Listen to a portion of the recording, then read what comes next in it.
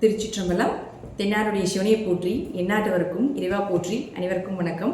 நாம் இன்னைக்கு 2025ஆம் ஆண்டு மே மாதம் 14ஆம் தேதி மாறக்கூடிய குரு பெயர்ச்சியினுடைய பலன்களை பற்றி தான் பார்க்க போகிறோம். அதற்கு முன்னாடி நம்மளுடைய சேனலை சப்ஸ்கிரைப் பண்ணிக்கோங்க. மே மாதம் 14ஆம் தேதி குரு பகவான் ரிஷப ராசியிலிருந்து மிதுன ராசிக்கு பயிற்சி ஆகிறார். 5 ராசிகளுக்கு மிகப்பெரிய யோகத்தை வாரி வழங்க போறார். அதில் பார்த்துட்டிங்கன்னா உங்களுக்கு துலாம், தனுசு, கும்பம், ரிஷபம் மற்றும் சிம்மம் இந்த 5 ராசிகளுக்கு மிகப்பெரிய அதிர்ஷ்டங்களையும், மீதி இருக்கக்கூடிய ராசிகளுக்கு ஒரு மத்தியமமான ஒரு அமைப்பையும் நிச்சயமாக ஏற்படுத்தி கொடுப்பாரு அப்படிங்கிறது உண்மை. குரு அப்படின்னு சொல்லக்கூடியவர் முழுக்க முழுக்க அவர் ஒரு சுப கிரகம். யாருக்கும் பெரிய அளவுக்கு கெடுதலை செய்வதில்லை. 6ஆம் இடத்துல, 8ஆம் இடத்துல, 12ஆம் இடத்துல மறைந்தாலும் கூட ஒரு பிரச்சனைகளை கொடுத்து பின்பு நன்மைகளை கொடுப்பார் அப்படிங்கிறத உண்மையை தவிர, குருவை பொறுத்த வரைக்கும் குரு பயிற்சி ஆகிறாரு அப்படின்னாலே அதீத நன்மைகளை தான் நமக்கு தரப்போகிறார் அப்படிங்கிறத நம்ம மனசுல நினைச்சுக்கணும். அடுத்தது பாருங்க, மிதுன ராசிக்கு மட்டும் என்ன பண்ணுவாருன்னா, உங்க ராசிக்குள்ள வரும் பொழுது உங்களுடைய கெட்டது எல்லாத்தையுமே விலக்கி, கெட்ட சேர்க்கைகள், கெட்ட நண்பர்கள், கெட்ட தொடர்புகள் எல்லாத்தையுமே விலக்கி உங்களுக்கு நன்மைகளை மட்டுமே பெற்றுக் கொடுப்பார் அப்படிங்கிறது தான் இந்த குரு பயிற்சியினுடைய முழு பலன் ஆகும். அதே போல குரு ஒரு இடத்துக்கு மாறும் பொழுது அந்த வீட்டினுடைய அந்த கிரக நிலைகள், அது மட்டும் இல்லாம அந்த துறைகள் எல்லாமே புகழடையும், பெயர் வாங்கும். அதே போல அதில் இருக்கக்கூடிய திறமைகள் மூலமாக பரிசுகளும் பாராட்டுகளும் கிடைக்கும் அப்படிங்கிறத பார்த்துக்கலாம். ஜாதகத்தில் உங்கள் ஜாதகம் எப்படி வேணால் இருந்துட்டு போகலாம், என்ன தசாபுத்திகள் வேணால் நடக்கலாம், என்ன மாதிரி விஷயங்கள் இருந்தாலும் கூட குரு மிதுன ராசிக்கு வரும் பொழுது புதன் சார்ந்த விஷயங்கள் எல்லாமே பிரபலம் அடைவீங்க அப்படிங்கிறத உண்மை. அது நான் என்னென்ன துறைகள்னு சொல்கிறேன், அந்த துறைகளில் நீங்கள் இருக்கீங்களா அப்படிங்கிறத பாருங்கள். அதில் கல்வித்துறை, ஸ்கூல் சம்மந்தப்பட்ட விஷயங்கள், இன்ஸ்டியூட் சம்மந்தப்பட்டது, காலேஜ் சம்மந்தப்பட்ட கல்வித்துறைகள் அனைத்துமே பிரபலமாகும். தபால் துறை, தகவல் தொடர்பு துறைகள், சுற்றுலாத்துறை, போக்குவரத்து துறை, கம்ப்யூட்டர் சார்ந்த துறைகள், ஃபினான்ஸ் சம்பந்தப்பட்டது, ஐடி துறை சம்பந்தப்பட்டது, புதிய புதிய கண்டுபிடிப்புகள் சம்பந்தப்பட்டது, ஜோதிடம், ஆன்மீகம் சம்பந்தப்பட்டது, கலைகள் சம்பந்தப்பட்டது, அதிலே கலைகளிலும் முக்கியமானது நகைச்சுவைகள் சம்பந்தப்பட்டது, திருநங்கைகள் சம்பந்தப்பட்டது. இது எல்லா துறையிலும் இருக்கக்கூடியவர்களும் பிரபலம் ஆவாங்க.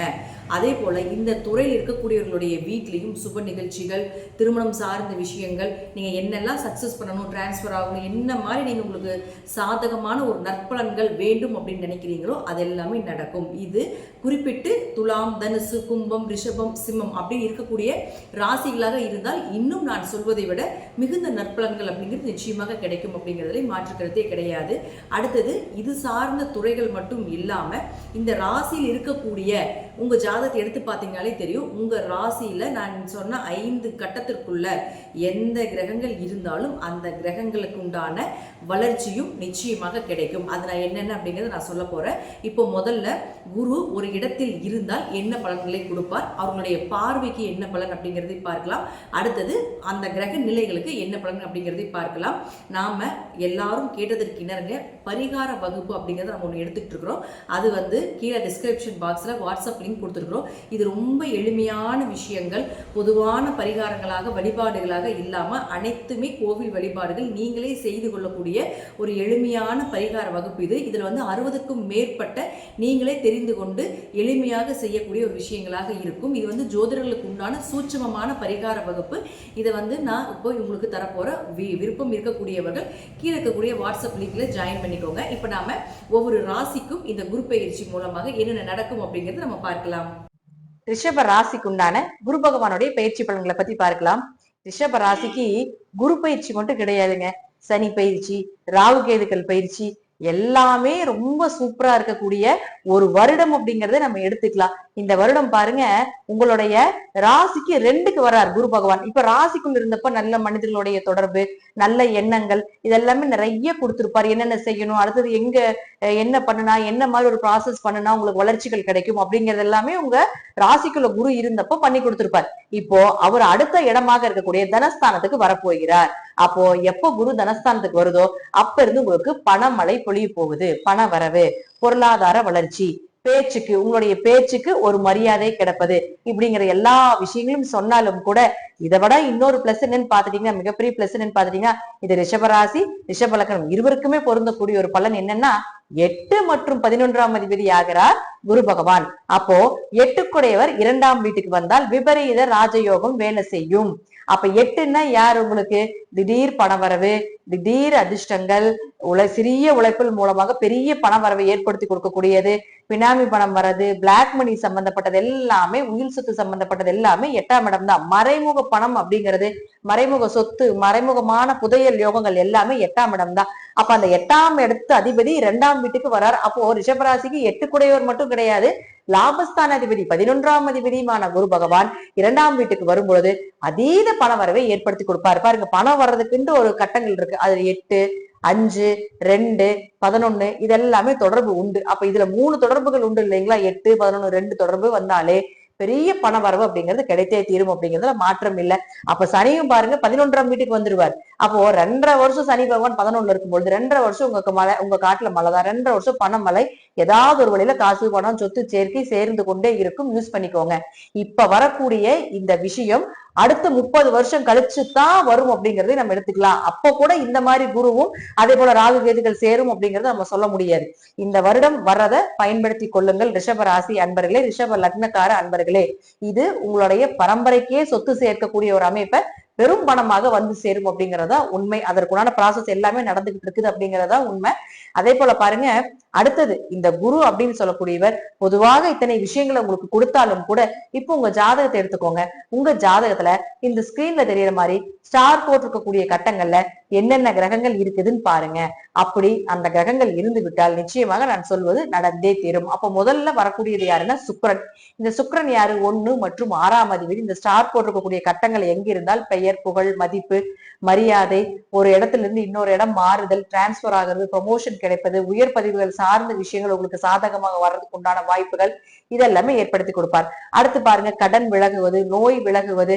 அதே போல பாருங்க, 6ஆம் இடம் அப்படிங்கிறது வம்பு வழக்குகளை சொல்றதுனால அதெல்லாமே விலகுவதற்கு உண்டான வாய்ப்புகள், நல்ல வேலை வாய்ப்புகள், கவர்மெண்ட் எக்ஸாம் எழுதுறது, அதுல நல்ல மார்க் ஸ்கோர் பண்றது, அரசு வேலைகள் இதெல்லாமே ஏற்படுத்தி கொடுத்து விடுவார். அடுத்தது புதன். இந்த புதன் யாரு? 2 மற்றும் 5ஆம் அதிபதி. இங்க இருந்து விட்டால் நிச்சயமாக உங்களுக்கு பண வரவு, பொருளாதார வளர்ச்சி, குல தெய்வத்தினுடைய அனுகிரகம் கிடைப்பது, குடும்ப ஒற்றுமையாக இருக்கிறதுக்கு உண்டான வாய்ப்புகள் இதெல்லாமே ஏற்படுத்தி கொடுத்து விடுவார். தெய்வ கடாட்சமாக இருப்பதற்கு உண்டான வாய்ப்புகள், லட்சுமி கடாட்சம், பண வரவு இதெல்லாமே நிச்சயமாக உண்டு. அதே போல 5ஆம் இடம் அப்படிங்கிறது பாத்தீங்கன்னா அதிர்ஷ்டம் சொல்றோம். அப்ப அதிர்ஷ்டம் பெறுவதற்கு உண்டான வாய்ப்புகள் இதெல்லாமே நிச்சயமாக உண்டு அப்படிங்கிறதுல மாற்றமே கிடையாது. பொதுவா ரிஷபத்துக்கு நல்லா இருக்கு. அதே போல 2, 5 குடையவராக இருக்கக்கூடிய புதனை குரு பார்க்கிறாரான்னு பாத்துக்கோங்க. அப்ப இந்த தொடர்பு எல்லாமே பெரிய பணத்தை கொடுக்கும் அப்படிங்கிறது தான் அமைப்பு.